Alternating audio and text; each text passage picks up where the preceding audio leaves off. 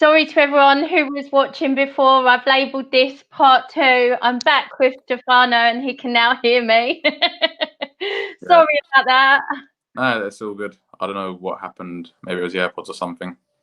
I think it is, yeah. It doesn't seem to like the Bluetooth ones as much as the ones with cords, but there we go. It's not a live show unless there's a technical hitch. Yeah, true. That's very true. So I wanted to talk to you just in general about the Contenders show and what it was like to be on this particular one, Contenders 30, because it was a drive-in event. The photos that I saw looked absolutely incredible. Yeah, well, it was a unique event. Like it was kind of weird. Like, but it looked really cool. Like when it started getting dark, it did. Plus, I actually preferred it because usually in other places it's more humid, and when it's outside, it's not humid at all. Like Yeah. it's actually good.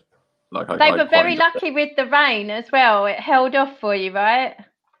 Yeah, it actually started spitting a tiny bit. Like as soon as the fight started with me and Richard. Oh no! Yeah, luckily it didn't really start raining properly. I think in the main event it started actually kind of raining a little bit because they started all slipping. Oh, no way. I wondered if there was like I'm sure I saw it in one photo, like some kind of tent or cover or something for, I guess, if the weather was like worse than it was. But I don't know whether that would have affected the visuals for some people. But was there a plan B if it did start to rain properly? Well, apparently what they said was if it started raining then and it was mid-fight, then they would go to points on who was winning the fight, or if it wasn't like long enough the fight or something, it would have been a low contest, and they would have they would have obviously scrapped that fight, and then they would have waited till the rain stopped and then went on with the next one. Wow.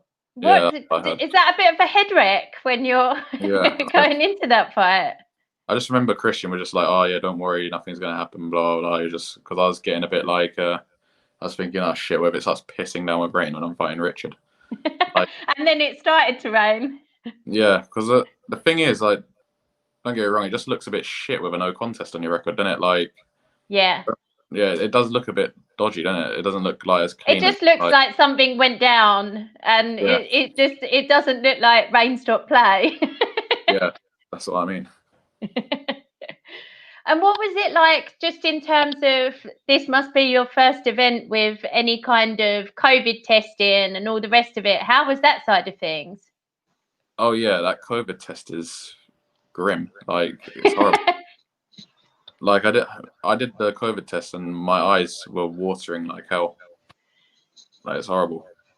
So you've got to stick it down your throat and swabble there and then up your nose. Yeah, but the worst thing is the nose. Like, the nose, literally, like when I did it up my nose felt like fucked for like, yeah, sorry about my language, but like it felt, right. Yeah, it felt messed up for a little while. Like, and then so straight after the test you had to self-isolate at home? Yeah, I had to stay at home until obviously the fights and stuff. Yeah. Yeah, like you obviously mix with people with this sort of stuff, don't you? Like, because I don't think you can actually like stay away from human contact like for that long in general. And the other thing I wanted to ask you about is, when you actually arrived at the venue, where were the changing rooms and kind of warm-up area? Like, were they tents or? Yeah, I didn't see any of that side of things. Yeah, they had like these little tent things with like mats and stuff like that. So it was like a cover sort of thing. But yeah, it was all right. It was. Like, I guess everyone was when everyone was going to get ready to fight, they would go there maybe a few fights beforehand and stuff. But like, I went there maybe like 3 fights in advance or 4 fights. Yeah. Before that, we were just sitting in the car watching the fights and stuff. Yeah. And what was that side of things like? What was it like having people viewing you from their cars? It's just such a foreign concept. Yeah, it was weird, especially when I knocked him down. Like, I just heard like horns beeping the whole time. It was a bit weird. But it was cool. It was a cool event. Like I And enjoyed it. you're part of history in a way. Yeah, that's true. Actually, like it was the only event in the world with a the only MMA event in the world with an audience. So That's pretty good exposure. cool. Yeah, I feel like it's good exposure. It is. I've got a question here from PK Zade. Uh, He said to ask you about your nutrition. yeah, my nutrition. My nutrition's always been a bit iffy. Really? Yeah, nah, You I look in don't know. such good shape. Yeah, but that's because I fought like 2 days ago. Less than 2 days ago, probably. Like leading into the fight, I was nearly like 80 kilograms. Like going into it, like I put on like so much weight after the And you weigh-in. were fighting at 70? Yeah, Yeah. I was. I don't know what I'm gonna do with my nutrition. I need to sort it out because I get kind of heavy. Like the thing is, I touch about like 82 like quite regularly when I'm not in camp, and it's like I'm not fat, but like I eat junk when I get to that. Okay. So like I was planning to go down to featherweight. I'm gonna see. I don't know if I'm going to go featherweight or stay at lightweight yet. I'll cross that bridge when I come to it. Like, but you know, So if that's the way that you kind of feel about it, how is lockdown for you and like not being in the gym? Because I imagine if you like to eat, then it's really important to be burning a ton of calories every day as well. yeah. Well, luckily I actually quarantined with Will. You know Will Curry. He's been Yeah. recently.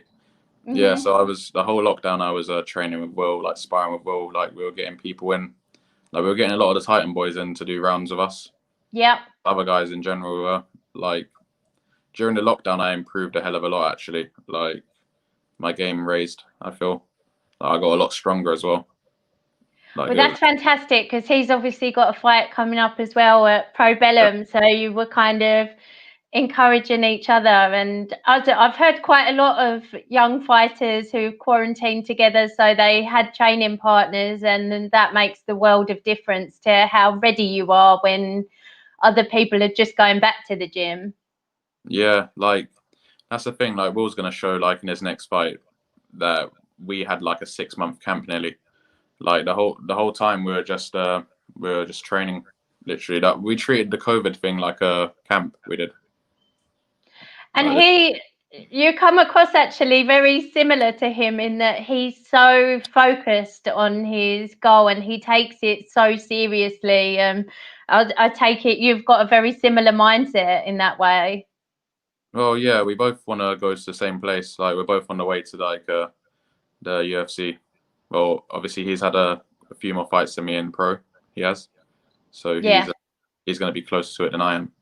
But like, yeah, we I guess we both need a few more wins until we're in like any spot like that.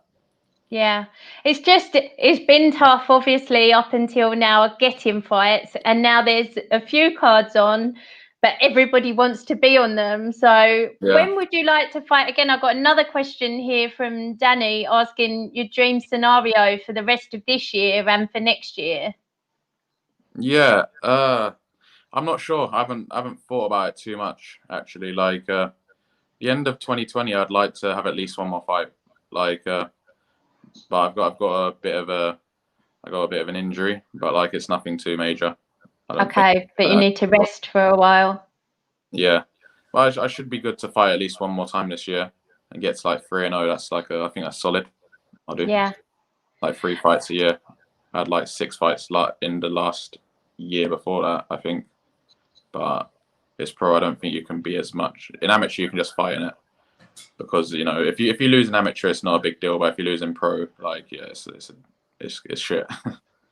Yeah, like I said to you, for me now, like I really look to at the records and who people have fought before kind of making that assumption. But you're right, some people will look at a loss on the record Yeah. and just see the loss. And yeah, you have to be more sensible about what fights you take at pro and how much sense they made. But you touched there upon an injury. You might not want to talk about it, but I know your coach said to me that you were injured coming into this fight, like quite badly.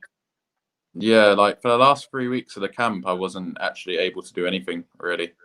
Like I did a bit of pad work. Like my coach was taking me for pad work and stuff like once a week, and my other coach was taking me like Gregor. I don't know if you know Gregor, GK1 Striking. Yes, yeah. He was doing pad work for me as well, but that was more or less the only sort of stuff I started doing. But that was only after like 2 weeks of doing nothing. Yeah. So like the last 3 weeks for me was like done. But I didn't really do much at all. I just cut the weight and stuff. So that's really tough to go the full 3 rounds on an injury. You must have been hoping to finish it quickly. Yeah, like funny enough, my cardio felt like it held up. Like my cardio for the camp for some reason was like Christian was saying to me, because I did so many rounds and stuff, he thinks that my cardio was held up anyway. Probably maybe he said it was a blessing in disguise that I took a rest because of the injury. But like I don't know. I felt it in the third round. I was feeling it because Richard's like his fitness is good. Like he's a true professional, you know. Like he's had more fights than me and stuff. So he turned up ready. He did. Like I feel like I turned up ready as well, but like in the third round I was feeling it a bit more than he was. I feel like, but also the other thing was I didn't want to like, especially in the third round. I know for me, my composure is better on the ground than on the feet. It is. I'm a better grappler than I am striker. I am. So it was like, yeah, it's just one of those. It was a risk, but it was a good risk. Yeah, obviously paid off for you. Another question from PK. Did you walk into KSI again? Oh man. What does that mean? No, because the thing was, he's. I know what he's getting at. Like last time I fought on Contenders was my last amateur, and PK was in my corner. He was, and I picked the song, and then afterwards they made me walk out to some KSI song they did, and then you'll have to ask him about it when you speak to him, because I probably won't explain to him. Well, he saw it firsthand, but yeah, it was a funny situation, but like I didn't even get to pick the song again. Innit? They said I could pick it on Spotify, and then I knew I should have bought what it's called, a memory stick. So what did you want to walk out to? I wanted to walk out to a Nirvana song, but they were just like, oh, we don't have Spotify, and I was just like, all right, just make me walk out to any headbanger shit, innit? So what did you get this time? I don't even know the name of the song. It wasn't bad actually. I literally just said to him, just like, just give me any sort of like headbanger shit. Those are the exact words I said. Not to be a prima donna, but I think that would really get in my head, because like part of the visualization and everything is walking out to your song and your music and kind of the way you planned it. If it was something totally different, I think that would throw me. Yeah, I don't know. Like, it doesn't. To be honest, it didn't really throw me off at all. This fight, like, I just felt like as the fight got closer and closer, the more confident I got. Like, I didn't feel nervous at all for this, actually. Like, funny enough, like, I didn't really. Obviously, when you go in there, you just feel like, you have to be sharp and stuff now. Like, it's not like sparring; you can't like mess about or nothing. So, but yeah, I felt good. Like, I felt great for it, actually. So yeah.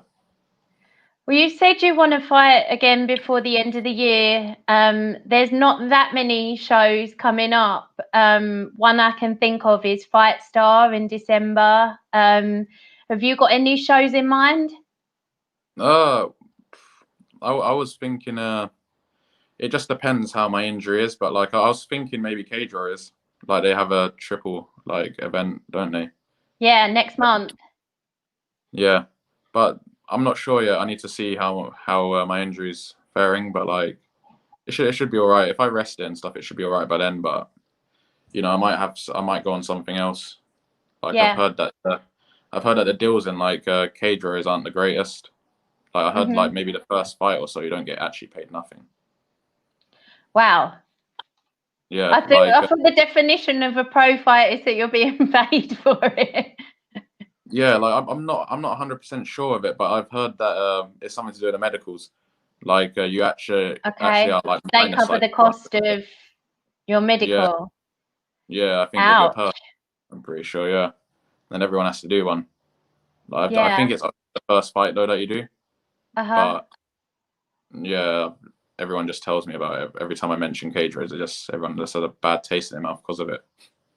Well, I So think with Cage Warriors, nobody's there for the money. yeah, There's amazing matchmaking, and there's obviously the opportunity. They've had nearly 100 people graduate from there to the UFC. So that's yeah, the kind of carrot rather than any financial benefit, I think, really, with Cage Warriors. And anyone who puts themselves on that Cage Warriors platform, I think, kind of knows the deal. I'd love everyone at Cage Warriors to get paid a lot more money because I think they all deserve it, and I love watching it. But so, would you be interested in signing a multi-fight deal with Cage Warriors? I don't know. I'd have to see. Like, for now, I don't really want to sign any deals. You know, Yeah, like I just one fight deals probably with anything, I guess. But unless maybe it's like a show like Brave or something, but I think yeah, get a few more like fights before something like that. yeah, I just need to see whatever comes up comes up. I yeah. honestly don't care if they give me The, someone like legit. I'll fight them.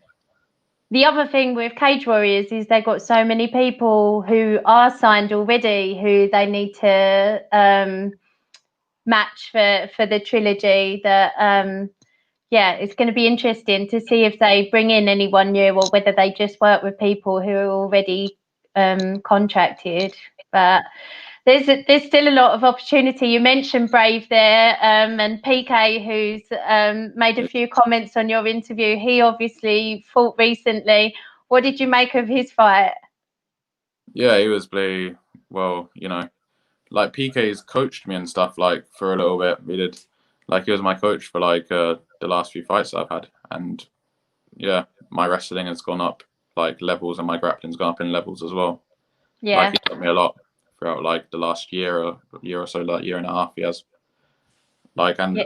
literally it just showed in the performance that he did. You know, like he was smaller. He was like smaller than the guy. He wasn't as strong as the guy that he fought, and you know, his skills, like you know, skills pay the bills. Just shows. 100%. His wrestling technique was more like he was from Russia than he's Yeah, been I know. training here. It was amazing to see. A comment from your coach here. Bravo, Stefano. Yeah, man. Christian helped me a lot for this as well. I know he wasn't that keen on the drive there. Oh yeah, no. Like it was the drive there was pretty horrendous actually. Like it was like 3.5 hours, I think. Yeah. Like there was traffic as well. So How's it's, that for prep?